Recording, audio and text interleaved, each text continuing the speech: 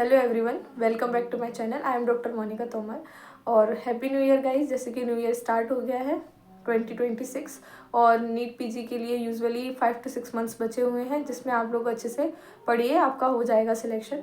तो आज इस वीडियो में मैं बात करूँगी कि कौन कौन सी मिस्टेक्स हैं जो एक नीट पीजी एस्पिरेंट को नहीं करनी चाहिए। मेनली जो वीडियो है वो मैं 5 पार्ट में डिवाइड किया है, जिसमें मतलब 5 मिस्टेक्स के बारे में मैं आप सबको बताऊँगी। तो सबसे पहली मिस्टेक है नॉट सॉल्विंग इनफ MCQs। मैं सब स्टार्टिंग से बोलते आ रही हूँ कि MCQ लगाना सॉल्व कर दो।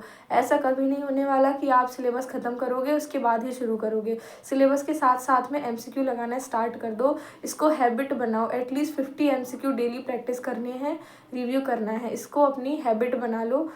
बहुत इम्पोर्टेंट है MCQ सॉल्व करना, क्योंकि जब तक आपने पढ़ लिया है लेकिन जब तक आप उसको अप्लाई करना नहीं सीखोगे तो कोई मतलब नहीं तुम्हारी पढ़ाई का, क्योंकि जो नीट पीजी है वो MCQ बेस्ड एग्ज़ाम है। तो MCQ सॉल्व करने हैं डेली, हैबिट में लाओ इस चीज़ को, ठीक है। सेकंड मिस्टेक क्या है? Not giving GT on time. ऐसे है कि भाई GT देते ही नहीं है, कि भाई GT में मार्क्स कम आ रहे हैं तो हम नहीं देंगे GT। जब हम पढ़ लेंगे, सिलेबस को ख़त्म कर लेंगे 2-3 बार, उसके बाद ही देंगे। तो ये मिस्टेक ना करें। जितना है उतना करो। 15 दिन में एक GT देना है और उसको रिव्यू करना है। बहुत से लोग क्या करते हैं, GT तो दे देते हैं लेकिन उसको रिव्यू नहीं करते हैं। तो ये सबसे बड़ी मिस्टेक है। इससे अच्छा है तो GT दो ही मत। अगर GT दे रहे हो तो उसको रिव्यू करना है।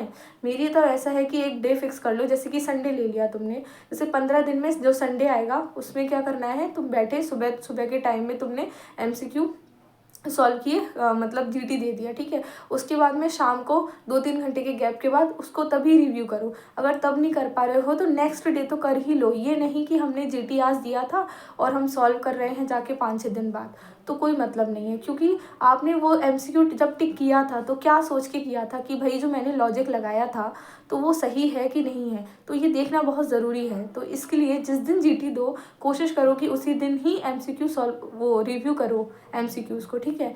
अगर ऐसा देखो, इस ऐसा कर सकते हो, जैसे अपने मैरो में क्या है, जैसे GT आता है तो वो क्या है, मतलब 4 to 5 डेज़ के लिए, जब भी GT आता है तो 4 to 5 डेज़ चलता है, तो लास्ट डे पे ही दिया करो GT, ठीक है। ऐसे कर सकते हो। थर्ड मिस्टेक क्या है, अब भाई आप लोग एक सोर्स से दूसरे सोर्स पे स्विच करते रहते हो। ऐसा नहीं करना है। जो सोर्स स्टार्टिंग से यूज़ किया है आखिरी तक उसी को यूज़ करना है। बीच में इधर उधर नहीं भटकना है, फोमो के चक्कर में नहीं पढ़ना है।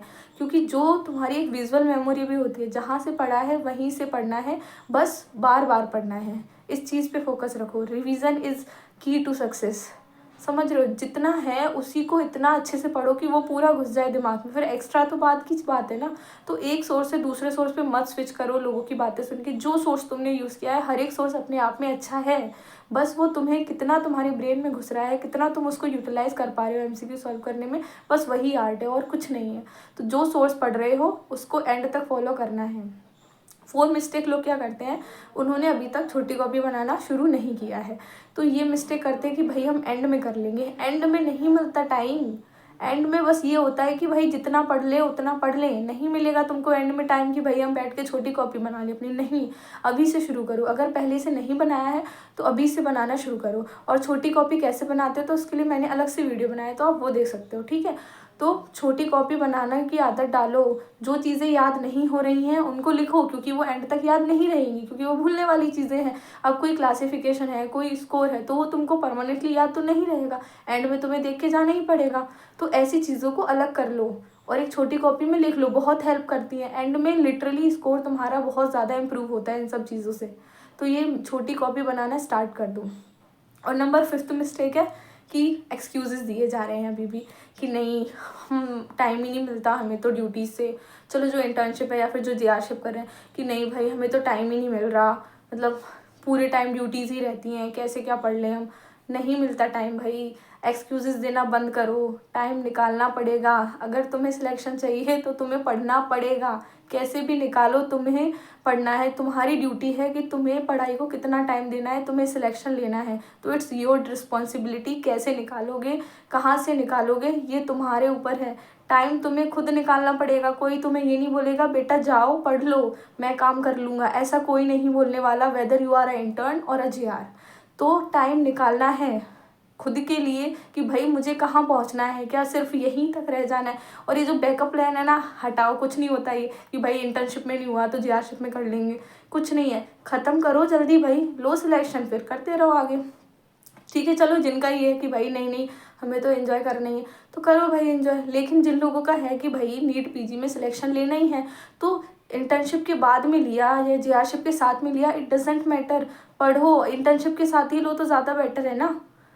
तो बस ये है कि एक्सक्यूजेस देना बंद कर दो कि भाई मुझे टाइम नहीं मिल रहा, मेरी ड्यूटीज़ बहुत हेक्टिक रहती है। कोई महान काम नहीं है, यू हैव 24 आवर्स, कितनी ड्यूटी रहेंगी, ज़्यादा से ज़्यादा 6 घंटे की, 12 घंटे की, 24 घंटे, पर कहीं टाइम मिल जाता है, बहुत टाइम मिलता है। इंस्टाग्राम पे रील्स स्क्रॉल कर लेते हो, स्नैपचैट चला लेते हो, तो टाइम तो भाई निकालना पड़ेगा। ज़रा अपना स्क्रीन टाइम देखना कितना हो रहा है, अपने आप पता लग जाएगा कि टाइम जा कहाँ है। तो don't make excuses, start studying from now. अभी से भी पढ़ोगे ना तो भी बहुत टाइम है, हो जाएगा, 6 मंथ्स आर इनफ। बस शुरू करना ज़रूरी है।